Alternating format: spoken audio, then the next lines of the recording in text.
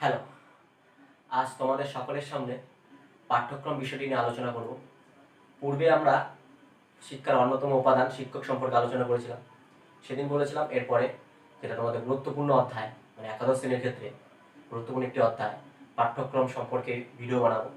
সেই কথা মতো আজ পাঠ্যক্রম সম্পর্কে আমি একটি ভিডিও নিয়ে এসেছি। পাঠ্যক্রম এটি একটি বিশাল বড় অধ্যায়। তো অধ্যায় একদিনে সুবিস্তারে আলোচনা করা সম্ভব নয়। তাই ভিডিওর সংক্ষিপ্তাংশের জন্য আমরা এটিকে কতগুলো পার্টে বিভক্ত করে তোমাদের সকলের সামনে উপস্থাপন করব। আজকে আমি যে বিষয়টি তোমাদের সকলের সামনে তুলে ধরবো সেটা হলো পাঠ্যক্রমের অর্থ এবং পাঠ্যক্রমের ধারণা এবং তার নীতিগুলো। এটা একাদশ শ্রেণীর পাঠরত ছাত্রদের জন্য খুবই ইম্পর্টেন্ট।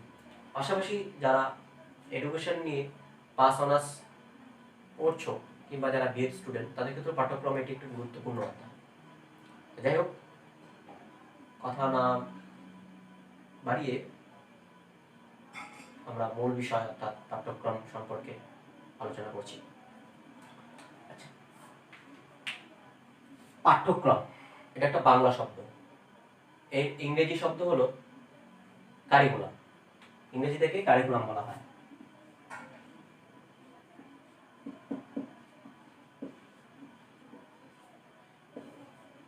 ইংরেজি থেকে কি বলা হয়? কারিকুলাম। এটা ল্যাটিন শব্দ কুরিয়ার থেকে এসেছে। বললাম ল্যাটিন শব্দ কুরিয়া।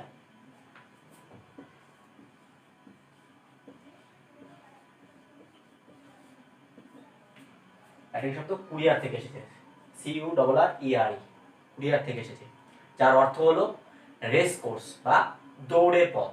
Race course.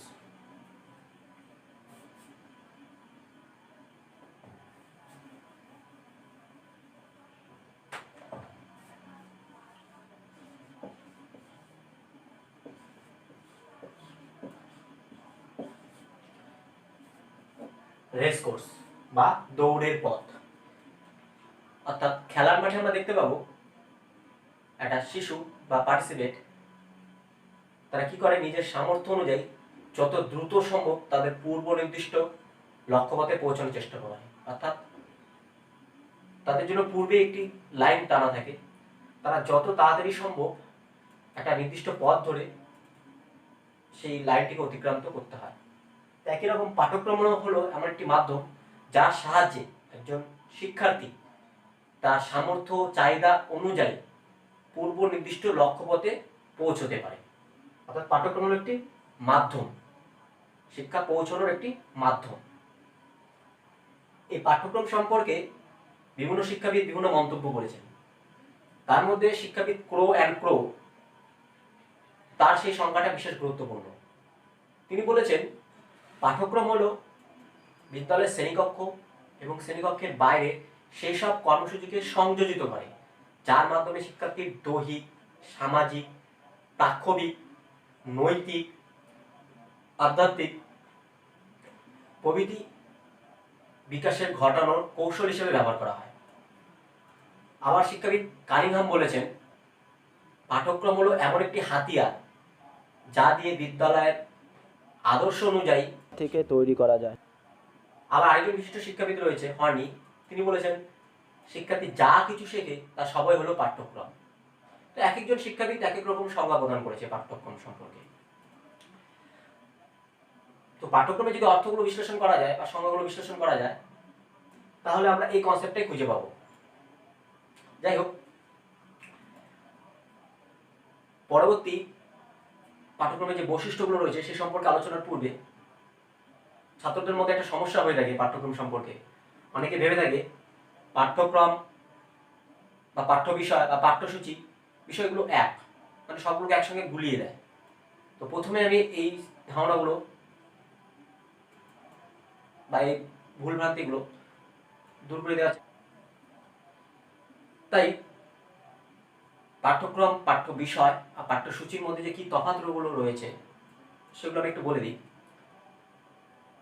পাঠ্যক্রম হলো, ধরে নিই আমরা একাদশ শ্রেণীতে পড়ছি, তো একাদশ শ্রেণীর যে 5টা বিষয় আমরা পড়ছি বা যে 6টা বিষয় নিয়ে আমরা পড়ছি সেই 6টা বা 5টা বিষয়ের সমন্বিত রূপ হলো পাঠ্যক্রম।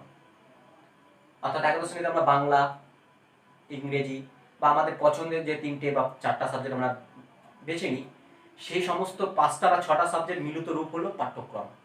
যদি আমরা একাদশ শ্রেণীর পাঠ্যক্রম বলি, তাহলে একাদশ শ্রেণীতে আমরা যে কটা বিষয় পড়ছি সবগুলোকে বোঝাবে। আর পাঠ্য বিষয় বলতে বোঝায় এক একটি সাবজেক্ট, মানে এক একটা বিষয়, মানে শিক্ষাবিজ্ঞান একটা বিষয়, ইতিহাস একটা বিষয়, বাংলা একটা বিষয়, এগুলো একটা পাঠ্য বিষয়। পাঠ্যসূচি যদি বলে থাকি, তাহলে পাঠ্যসূচি জিনিসটা হবে আমরা এডুকেশনের ভেতরে যে সমস্ত অধ্যায়গুলো আমরা পড়বো, যেমন এডুকেশনের একাদশ শ্রেণীর এডুকেশনের প্রথম অধ্যায় রয়েছে শিক্ষার ধারণা ও শিক্ষার লক্ষ্য, দ্বিতীয় অধ্যায় রয়েছে শিক্ষার তাৎপর্যপূর্ণ উপাদান, তৃতীয় অধ্যায় রয়েছে শিক্ষার বিভিন্ন রূপ। এই যে স্টেপ বাই স্টেপ যতগুলো অধ্যায় রয়েছে, এগুলোকে বলা হয় পাঠ্যসূচি। আশা করি ব্যাপারটা বুঝতে পেরেছো। অর্থাৎ টোটাল একাদশ শ্রেণীর সমস্ত বিষয়গুলোকে বলা হয় একত্রে পাঠ্যক্রম। আর পাঠ্য বিষয় হলো এক একটা পার্টিকুলার সাবজেক্ট, একটা পার্টিকুলার বিষয়, মানে ইতিহাস, ভূগোল। আর পাঠ্যসূচি হলো সেই বিষয়ের অন্তর্ভুক্ত বিভিন্ন অধ্যায়গুলো, খণ্ডিত অংশগুলো, কন্টেন্ট। এ হলো পাঠ্যক্রম, পাঠ্য বিষয়, পাঠ্যসূচির মধ্যে তফাৎ। যাই হোক, এরপরে যে বিষয়টা আলোচনা করব সেটা হচ্ছে পাঠ্যক্রমের বৈশিষ্ট্য।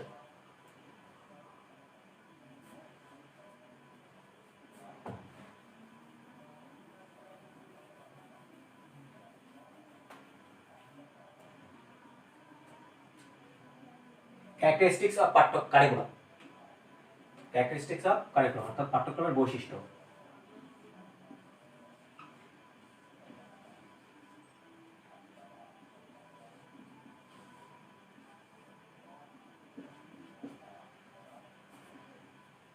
পাঠ্যক্রমের বৈশিষ্ট্য,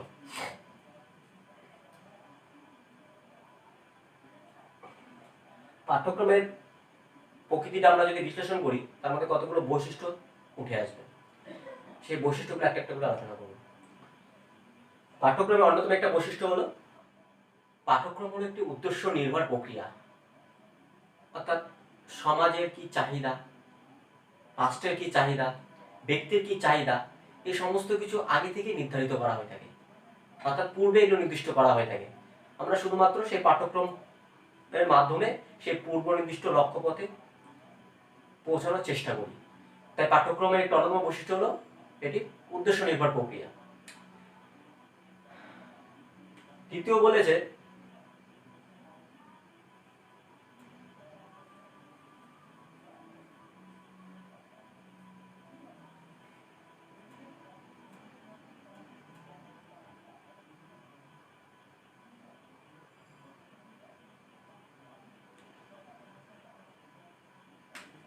লিখতে ভুলে গেছিলাম।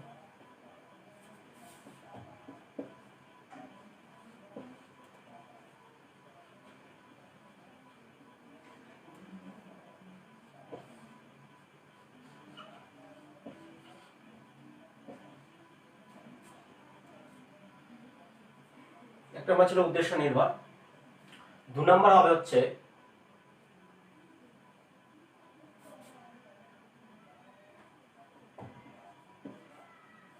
নির্বাচন ধর্মী।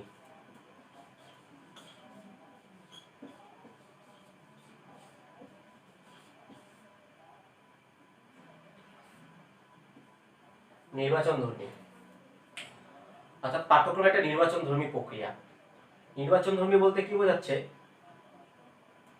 আমাদের জীবন বিকাশের যে স্তর রয়েছে, আমাদের জীবন বিকাশের স্তর অনুযায়ী কোন বিষয়ে, কোন বয়সে কোন বিষয়গুলো আমাদের পড়া দরকার, কোন বিষয়গুলো পড়লে আমাদের মানসিক জীবন বিকাশের স্তরগুলো পরিপূর্ণতা আসবে, কোন বিষয়গুলো পড়লে সমাজ বা রাষ্ট্রের চাহিদা পূর্ণ হবে, তো সেই জিনিসগুলো আগে থেকে নির্বাচন করা হয়ে থাকে। অভিজ্ঞ শিক্ষক মণ্ডলী দ্বারা তারা পূর্ব থেকেই বিষয়বস্তু নির্বাচন করা হয়ে থাকে, যে আমরা সপ্তম শ্রেণীর জন্য কোন বিষয়গুলো পড়বো, অষ্টম শ্রেণীর জন্য কোন বিষয়গুলো পড়বো, নবম শ্রেণীর জন্য কোন বিষয়গুলো পড়বো, সেগুলো পূর্ব নির্দিষ্ট। অর্থাৎ আগে থেকেই এগুলো নির্দিষ্ট করা হয়ে থাকে এবং বিষয়বস্তুগুলো আগে থেকে নির্বাচন করা হয়ে থাকে। তাই পাঠ্যক্রমের অন্যতম আরেকটি বৈশিষ্ট্য হলো নির্বাচন ধর্মী। তৃতীয়ত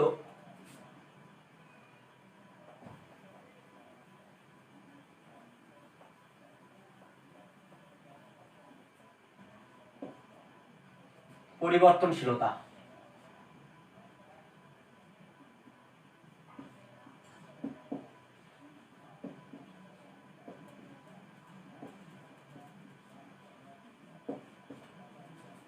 পরিবর্তনশীলতা। সমাজ প্রতিনিয়ত পরিবর্তন হচ্ছে, আমরা দেখতেই পাচ্ছি। তো এই পরিবর্তনশীল সমাজের সঙ্গে সার্থকভাবে মানিয়ে নেওয়ার জন্য আমাদের পাঠ্যক্রমও পরিবর্তন হওয়া দরকার।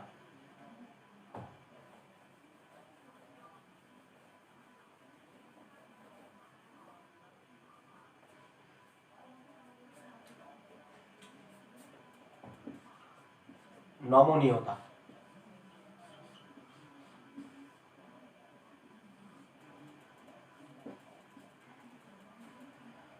নমনীয়তা বলছে পাঠ্যক্রম অবশ্যই নমনীয় হতে হবে। এখানে নমনীয় বলতে বোঝাচ্ছে অর্থাৎ পাঠ্যক্রমকে এমনভাবে তৈরি করতে হবে যাতে তার মধ্যে পরিবর্তন ও পরিমার্জন করা যায়। পরিবর্তন পরিমার্জন বলতে আমরা পূর্বেই পড়লাম, সমাজ যেহেতু প্রতিনিয়ত পরিবর্তন হচ্ছে, তাই সেই পরিবর্তনশীলতাকে বজায় রাখার জন্য পাঠ্যক্রমকেও পরিবর্তনশীল হতে হবে। তাই পাঠ্যক্রমে এমন সব জায়গা রাখতে হবে যার মাধ্যমে পাঠ্যক্রমকে পরিবর্তন করা যায় এবং তাকে পরিমার্জনও যাতে যাতে পরিবর্তন এবং সঙ্গে তার পরিমার্জনও যাতে সহায়ক হয়। অর্থাৎ দেখা গেল কোনো শিক্ষাবর্ষে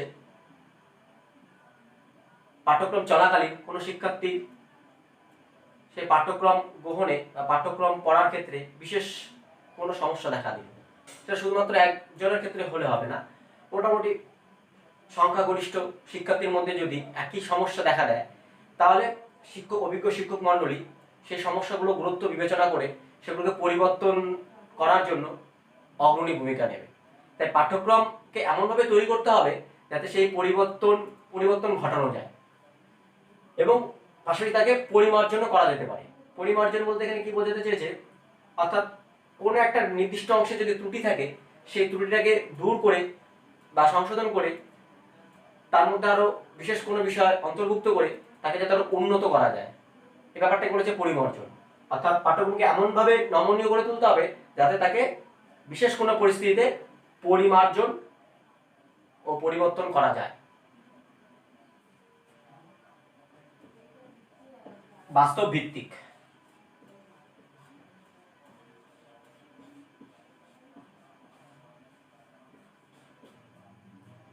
আর পাঠ্যক্রমের মধ্যে এমন সব বাস্তব ভিত্তিক বিষয় অন্তর্ভুক্ত করতে হবে যাতে শিক্ষার্থী বিভিন্ন বিষয় বা অভিজ্ঞতা অর্জন করার সময় যাতে সেই অভিজ্ঞতার ক্ষেত্রে যদি কোনো সমস্যা এসে থাকে সেই সমস্যার সমাধান করাকালীন নানা বিষয় সে শিখতে পারে। তাই পাঠ্যক্রমকে অবশ্যই বাস্তব ভিত্তিক হতে হবে। 6 নাম্বার,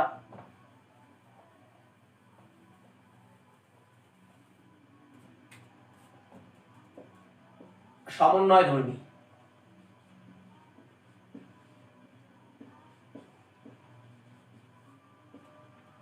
সমন্বয়ধর্মী একটা আদর্শ পাঠ্যক্রম সব রকম অভিজ্ঞতা সমন্বয়ে তৈরি করা হয়ে থাকে।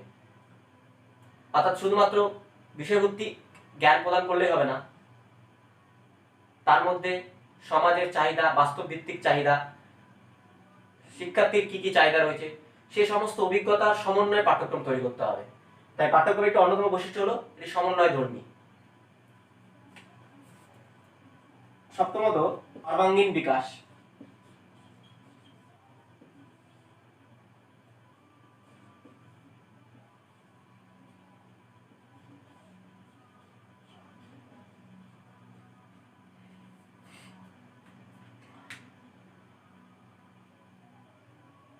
পাঠ্যক্রম সর্বদা শিক্ষার্থীর সমস্ত দিকের যাতে বিকাশ ঘটে থাকে সেভাবে তৈরি করা হয়ে থাকে।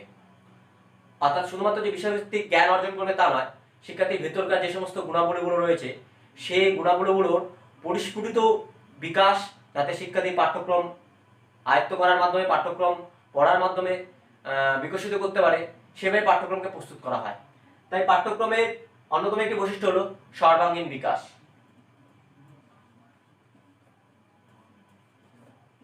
অভিজ্ঞতা অর্জন।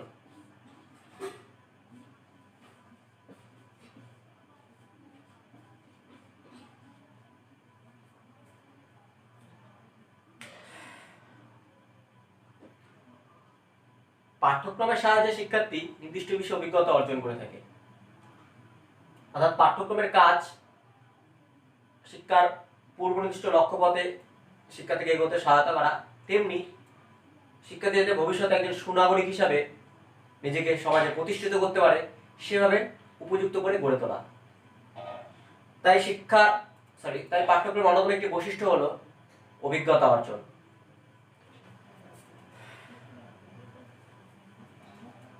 আচ্ছা,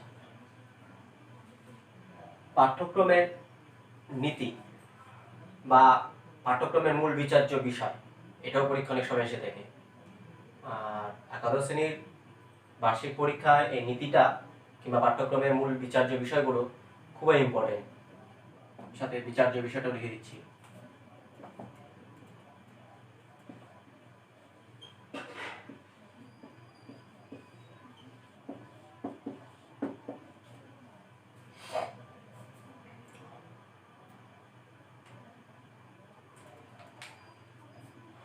পাঠ্যক্রম রচনা নীতি বা মূল বিচার্য বিষয়গুলোকে 3টা শ্রেণীতে ভাগ করে একে ডিসকাস করা হয়েছে।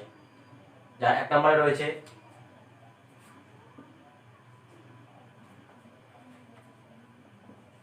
বিষয়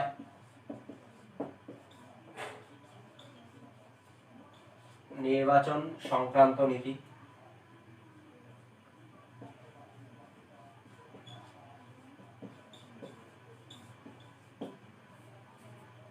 বিষয় নির্বাচন সংক্রান্ত নীতি।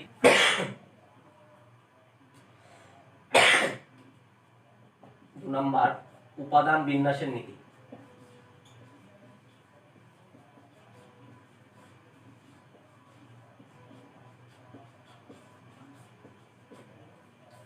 উপাদান বিন্যাসের নীতি। 3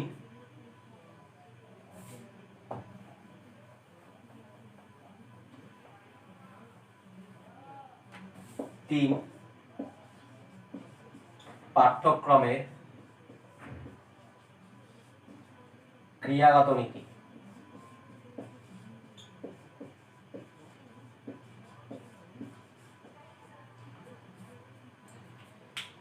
এই 3টা মূল নীতিগুলোকে পরবর্তীকালে ডিসকাস করা হয়েছে।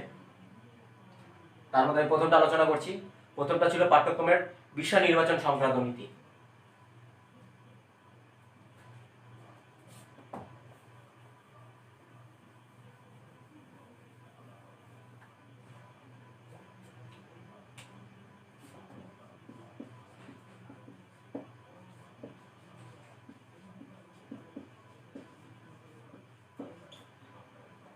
বিষয় নির্বাচন নীতি অর্থাৎ পাঠ্যক্রম যখন তৈরি করা হয়, নির্মাণ করা হয়, সেই পাঠ্যক্রম তৈরি করার সময় কোন কোন বিষয়গুলোর কথা মাথায় রেখে পাঠ্যক্রম তৈরি করা হয় সেগুলো এখানে আলোচনার বিষয়। অর্থাৎ কোন নীতিগুলোর উপর ভিত্তি করে পাঠ্যক্রম তৈরি করা হয়ে থাকে।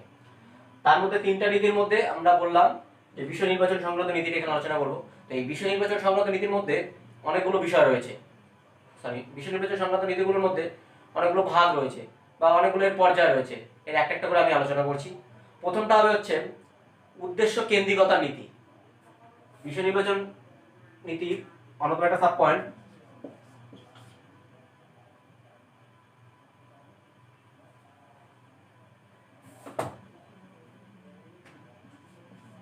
উদ্দেশ্য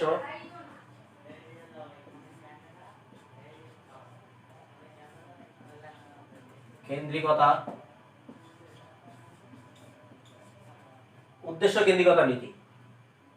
শিক্ষার নির্দিষ্ট কিছু লক্ষ্য বা উদ্দেশ্য থাকে। তো পাঠ্যক্রম নির্বাচন করার সময় শিক্ষার সেই লক্ষ্য বা উদ্দেশ্যের কথা মাথায় রেখে পাঠ্যক্রমটা তৈরি করা হয়ে থাকে। তাই পাঠ্যক্রম বিষয় নির্বাচনের ক্ষেত্রে অন্যতম একটি নীতি হলো উদ্দেশ্য কেন্দ্রিকতা নীতি। 2 নম্বর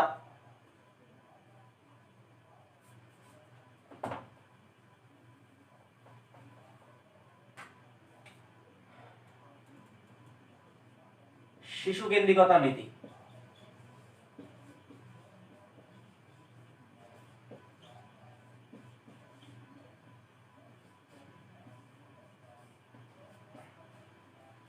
বা যার জন্য এই পাঠ্যক্রম তৈরি করা হয়েছে। তো পাঠ্যক্রম যখন তৈরি করা হয়ে থাকে তখন শিক্ষার্থী চাহিদা, শিক্ষার্থীর ক্ষমতা, তার মানসিক পরিসর, এই সমস্ত কিছু বিবেচনা করে পাঠ্যক্রমটা তৈরি করা বা নির্মাণ করা উচিত। তো পাঠ্যক্রম বিষয় নির্বাচনের ক্ষেত্রে শিশু কেন্দ্রিকতা একটি গুরুত্বপূর্ণ নীতি। অর্থাৎ পাঠ্যক্রম যখন নির্মাণ করা হবে তখন শিশুর চাহিদা, সামর্থ্য, আগ্রহ এই সমস্ত কিছুর কথা বিবেচনা করে নাম্বার বা সি নাম্বার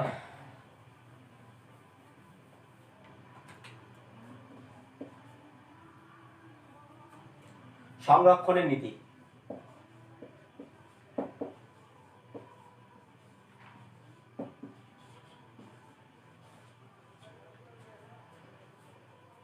সংরক্ষণের নীতি অর্থাৎ প্রত্যেকটা সমাজের কিছু রীতিনীতি, কিছু সংস্কৃতি থেকে থাকে। তো এই যে রীতিনীতি, ধ্যান ধারণাগুলো, সংস্কৃতিগুলো কিসের মাধ্যমে আমরা জানতে পারবো? আমরা বিভিন্ন বিষয় বা বিভিন্ন পাঠ্যক্রম পড়ার মাধ্যমে সেই জিনিসগুলো জানতে পারবো। তাই পাঠ্যক্রম যখন পাঠ্যক্রম যখন তৈরি করা হবে তখন এই সংরক্ষণের ব্যাপারটিকে মাথায় রেখে তৈরি করা উচিত। অর্থাৎ পাঠ্যক্রমের একটি অন্যতম নীতি হলো সংরক্ষণের নীতি। আমাদের যে প্রাচীন সংস্কৃতি, আমাদের যে প্রাচীন ধ্যান ধারণা, আমাদের যে সামাজিক রীতিনীতি আমরা কিভাবে জানতে পারছি? পাঠ্যক্রম পড়ার মাধ্যমে জানতে পারছি। অর্থাৎ পাঠ্যক্রমে সেই জিনিসগুলো রেখেছে, সেই জিনিসগুলো আমাদের জানাতে সাহায্য করার জন্য সেই জিনিসগুলো অন্তর্ভুক্ত করা হয়েছে। তাই পাঠ্যক্রম নির্বাচন করার সময় বা পাঠ্যক্রম তৈরি করার সময় এই সংরক্ষণ ব্যাপারটিকে বিশেষ গুরুত্ব চোখে দিয়ে পাঠ্যক্রম তৈরি করা উচিত। পাঠ্যক্রমের অন্যতম নীতি হলো সংরক্ষণের নীতি। নাম্বার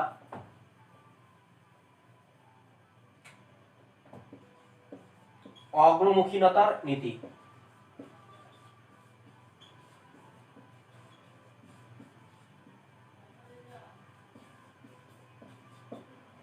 অগ্রমুখীনতার নীতি অর্থাৎ পাঠ্যক্রম নির্বাচন করার সময়, পাঠ্যক্রম তৈরি করার সময় বর্তমানের পাশাপাশি ভবিষ্যৎ নিয়েও প্রেডিকশন করতে হবে। অর্থাৎ ভবিষ্যতে কি কি পরিবর্তন হতে পারে, ভবিষ্যতে সামাজিক কি কি পরিবর্তন হতে পারে, ব্যক্তির জীবনে কি কি পরিবর্তন হতে পারে, রাষ্ট্রের কি চাহিদা থাকতে পারে ভবিষ্যতে, সেই সমস্ত কিছুর কথা মাথায় রেখে পাঠ্যক্রমের বিষয় নির্বাচন করতে হবে বা পাঠ্যক্রম তৈরি করার সময় সেই জায়গাগুলোকে রাখতে হবে।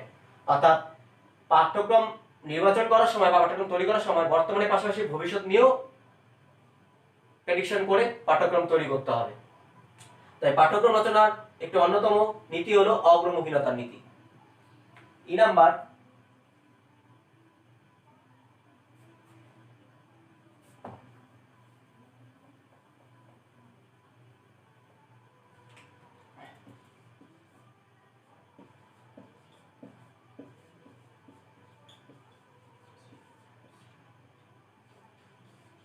সৃজনশীলতার নীতি।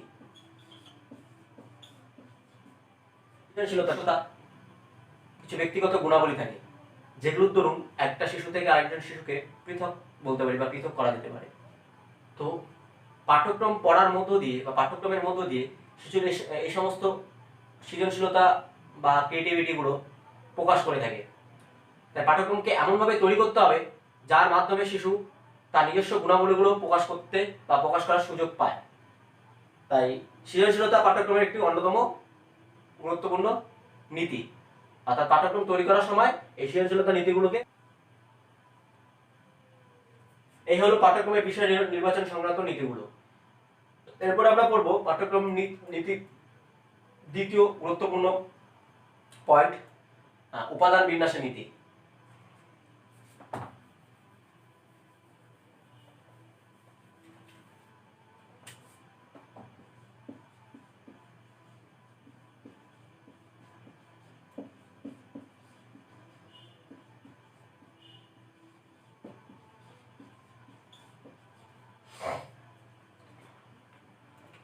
উপাদান বিন্যাসের নীতি।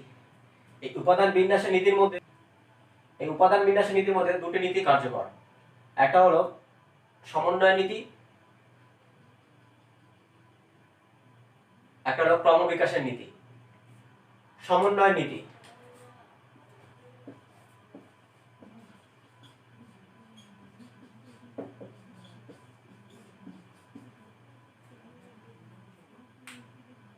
অর্থাৎ পাঠ্যক্রম নির্বাচনের সময় শিক্ষার্থীর প্রত্যাশা ও সামাজিক প্রত্যাশার মধ্যে সমন্বয় সাধন করে পাঠ্যক্রম তৈরি করা দরকার।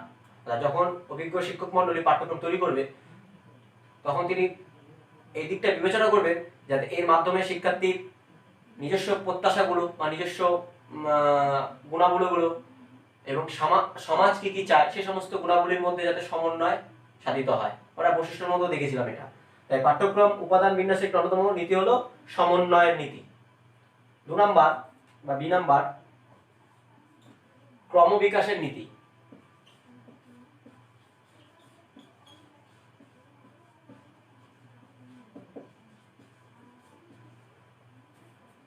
ক্রমবিকাশের নীতি অর্থাৎ পাঠ্যক্রম কতগুলো স্তর অনুযায়ী বিভক্ত হয়ে থাকে।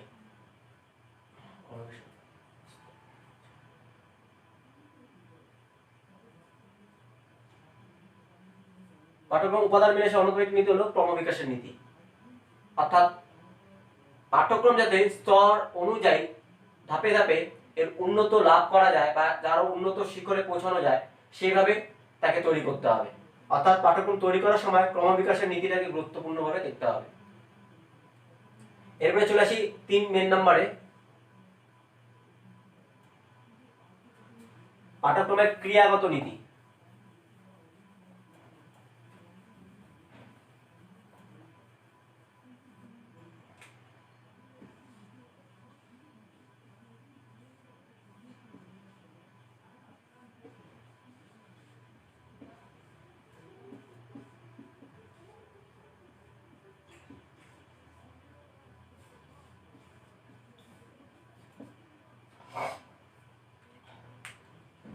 পাঠ্যক্রমের ক্রিয়াগত নীতি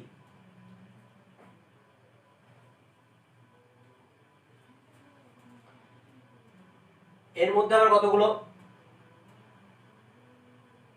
নীতি রয়েছে যেগুলো স্টেপ বাই স্টেপ আমি আলোচনা করছি।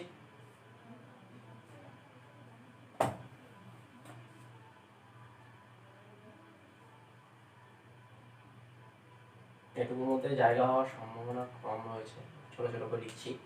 এই নাম্বার,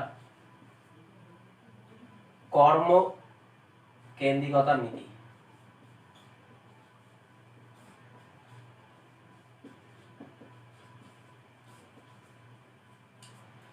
কর্মকেন্দ্রিকতার নীতি অর্থাৎ লার্নিং বাই ডুইং, এই কথা মাথায় রেখে পাঠ্যক্রম তৈরি করা দরকার। অর্থাৎ পাঠ্যক্রমের মধ্যে শুধুমাত্র তাত্ত্বিক বিষয় দিলেই হবে না, তার পাশাপাশি তার মধ্যে কিছু ব্যবহারিক বিষয় অন্তর্ভুক্ত করতে হবে যাতে শিক্ষার্থী পাঠ্যক্রম তাত্ত্বিক বিষয়ের পাশাপাশি সেটা বাস্তবে করতে পারে, সেভাবে পাঠ্যক্রমটাকে তৈরি করতে হবে। অর্থাৎ লার্নিং বাই ডুইং এই ধারণার পরিপ্রেক্ষিতে পাঠ্যক্রম তৈরি করতে হবে। তাই পাঠ্যক্রম নির্বাচনের সঙ্গে তাই পাঠ্যক্রম তৈরি করার সময় কর্মকেন্দ্রিকতা নীতি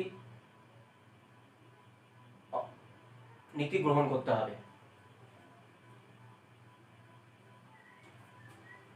2 নাম্বার,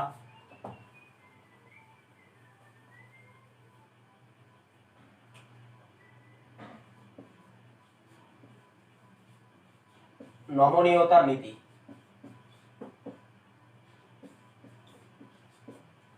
নমনীয়তার নীতি আমরা বৈশিষ্ট্যের মধ্যে দেখেছিলাম নমনীয়তা ব্যাপারটা, যে পাঠ্যক্রমকে এমনভাবে তৈরি করতে হবে যাতে তাকে প্রয়োজন অনুসারে পরিবর্তন ও পরিমার্জন করা যায়। তাই পাঠ্যক্রমের ক্রিয়াগত নীতির মধ্যে অন্যতম একটি নীতি হলো নমনীয়তার নীতি। অর্থাৎ পাঠ্যক্রমে যেটা বৈশিষ্ট্যতে বলেছিলাম একই কথা এখানে প্রযোজ্য। অর্থাৎ পাঠ্যক্রম যখন তৈরি করবে তখন তার মধ্যে এমন জায়গা রাখতে হবে বা এমন বিষয়ের কথা মাথায় রাখতে হবে যাতে পরবর্তীকালে থেকে পরিবর্তন ও পরিমার্জনের জায়গা থাকে। তাই পাঠ্যক্রমের অন্যতম একটি ক্রিয়াগত নীতি হলো নমনীয়তার নীতি। 3 নাম্বার এবং লাস্ট, বৈচিত্র্যতার নীতি। 3 নাম্বার,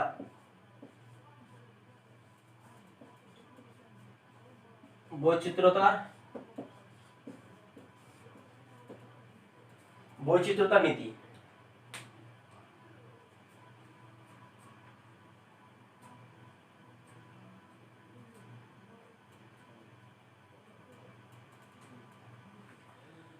আমরা গতানুগতিক পাঠ্যক্রমে দেখতে পাই যে সমস্ত তাত্ত্বিক বিষয়গুলো থাকে সেগুলো একভাবে পড়ার সময় শিক্ষার্থীর মধ্যে একটা একঘেয়েমি বা বিরক্তি বোধ আসে।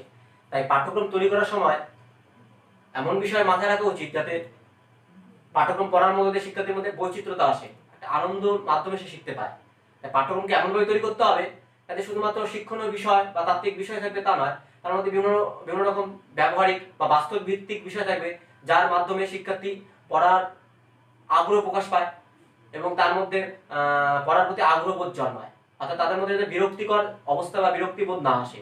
এভাবে পাঠ্যক্রমকে তৈরি করতে হবে যাতে শিক্ষার্থী তার মধ্য দিয়ে তা সেটি পড়ার মাধ্যমে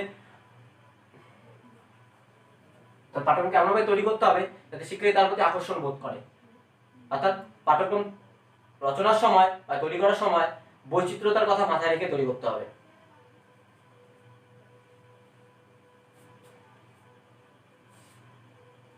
যাই হোক, এই কটা নীতি সম্পর্কিত তোমাদের আলোচনা আজ আমি করলাম।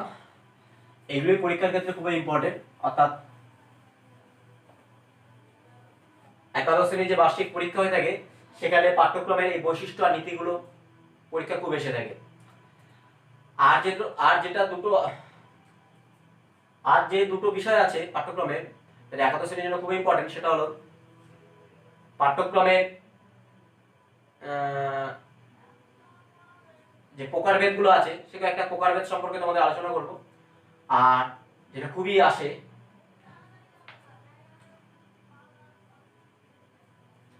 আর একাদশ শ্রেণী যে বিষয়টা পাঠ্যক্রমের ক্ষেত্রে খুবই ইম্পর্টেন্ট, অর্থাৎ পাঠ্যক্রমের নীতিগুলো যেটা খুবই এসে থাকে পরীক্ষা। আর একটা প্রশ্ন রয়েছে, পাঠ্যক্রম নির্বাচনের সময় শিক্ষার্থীর কোন কোন চাহিদা কথা মাথায় রেখে পাঠ্যক্রম তৈরি করা হয়ে থাকে। এই প্রশ্নটা পরীক্ষা খুব এসে থাকে। তো এই কোশ্চেনটা সম্পর্কে আগামী দিন ভিডিও বানিয়ে তোমাদেরকে বিস্তারিত আলোচনা করব এবং পাশাপাশি পাঠ্যক্রমে যে প্রকারভেদ ওটা সংক্ষিপ্ত অনুসারে তোমাদেরকে তুলে ধরবো। ওটা অতটা ইম্পর্টেন্ট নেই, জাস্ট জানার জন্য বা ছোট প্রশ্ন অর্থাৎ মাল্টিপল টাইপের কোশ্চেনগুলোর জন্য ওই প্রকারভেদটা সম্পর্কে একটু বিস্তারিত আলোচনা করা দরকার। আর সঙ্গে তোমাদের সহপাঠ্যক্রম, এটাও খুবই ইম্পর্টেন্ট পরীক্ষার জন্য। এই সম্পর্কিত একটা ভিডিও তোমাদের বানিয়ে অর্থাৎ পাঠ্যক্রমের যে চাহিদাগুলো অর্থাৎ কোন কোন চাহিদার কথা মাথায় রেখে পাঠ্যক্রম তৈরি করা হয় সেটা আর সহপাঠ্যক্রম এই দুটো মিলিয়ে একটা ভিডিও বানিয়ে তোমাদের এরপরের দিন আমি দিয়ে দেবো। যাই হোক, পাঠ্যক্রমটা একটা বিস্তারিত পাঠ্যক্রমটি বিশাল বড় কনসেপ্ট প্রথমে বলেছিলাম, তো অত বড় আলোচনা করা একটা বিশাল সময়ের ব্যাপার। তাই একাদশ শ্রেণীর যতটুকু দরকার বা বলা যেতে পারে বিএ পাস বা অনার্সের ক্ষেত্রে যে প্রশ্নগুলো বেশিরভাগ এসে থাকে সেগুলোই আমি আলোচনা করছি। আর সহপাঠ্যক্রমটা খুব এসে থাকে। যাই হোক, এরপরের দিন একটা সহপাঠ্যক্রমের ভিডিও বানাবো। আর যদি ভিডিওটা তোমাদের ভালো লেগে থাকে অবশ্যই তোমরা চ্যানেলটিকে সাবস্ক্রাইব করবে এবং শেয়ার করবে। আর যদি কোথাও কোনো ভুল ভ্রান্তি হয়ে থাকে তার জন্য আমি আগেই ক্ষমা প্রার্থী,